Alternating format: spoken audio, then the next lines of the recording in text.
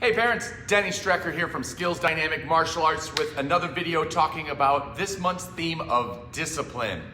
And today we wanted to talk about basically the idea of it takes a community to raise a child. It's an old adage and it's still true today if you really think about it.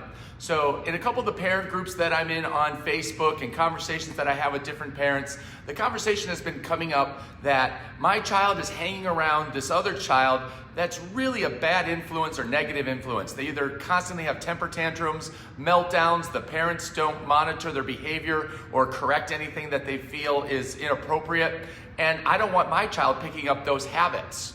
And so one of the things we talk about here is that process of it takes a community to raise a child. What type of community do you want around your child? It's super important as a parent that you are always monitoring what information your child is picking up, because again, up until about the age of 7 or 8, kids are gonna mimic the behavior that they see.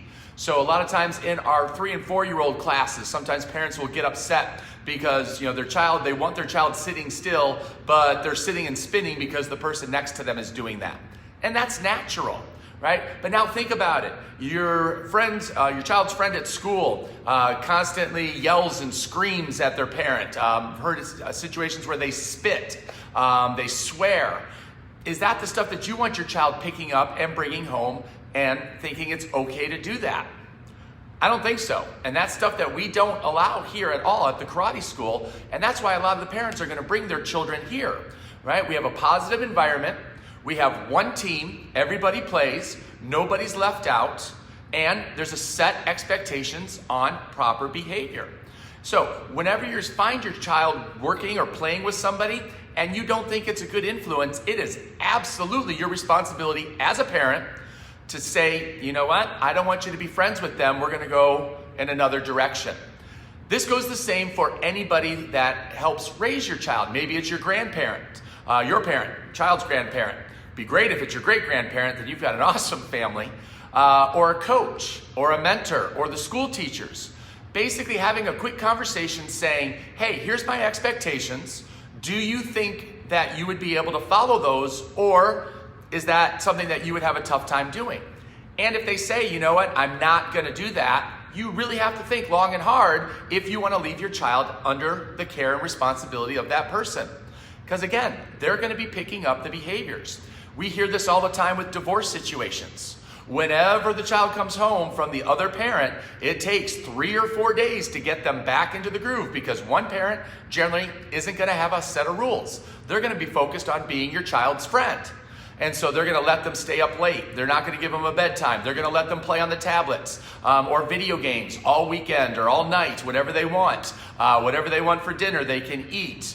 And so without that type of structure, without any type of structure, your child's really gonna have a tough time understanding, now that I'm back at home with you, suddenly I now have to follow all of these other rules. Not to say that it's not possible, and definitely not saying that you shouldn't do it. Just pre-framing out that aspect that it's a lot tougher and it's natural for your child to have to go through that exchange in that time frame. So in a previous video, we talked about pre-framing and how you can help your child make that adjustment a little bit quicker when they come back from the other parent. So making sure that you constantly are monitoring who your child's friends are, who their role models are, who is it that they look up to, who is it that they want to be like, and are those the type of people that you approve of? And if the answer is no, again, it's your responsibility as a parent to make absolutely sure that you start making those adjustments now. As your child grows older, it becomes harder to make those changes, so the sooner you get on them, the better it is. Again, find some great role models, find some situations in your community that are good for your child to develop in, right? Come here to the karate school, hang out, make friends here. One of the best examples that I saw was in our discipline class, we're talking about the kids doing their own laundry.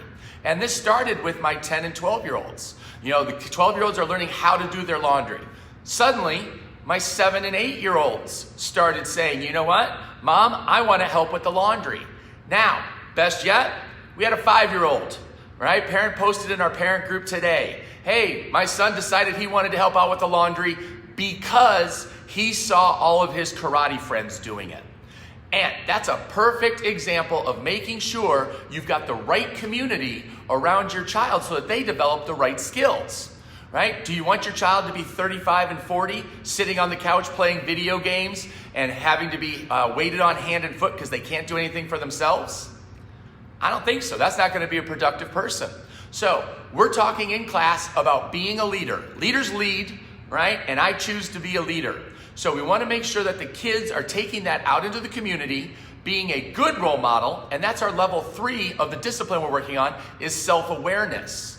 Telling the kids that your choices on your discipline affect those around you. And it happened in our karate class last night. Right? Everybody was just kind of mediocre energy in our 10 to 14-year-old class. And so they were responding like they were supposed to, but not with the emotion and the intensity that I expect.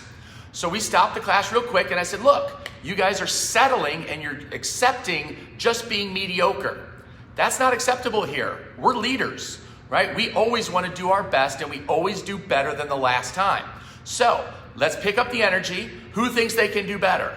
Instantly, the energy came up. And so what each person did is they realized that if I have low intensity and low energy, it actually pulls everybody else down because people like to be in the norm or what's average. So if I'm high on energy and intensity, it's going to pull everybody up because they're going to want to be at that average. So if everybody strives to be better, then it makes everybody better.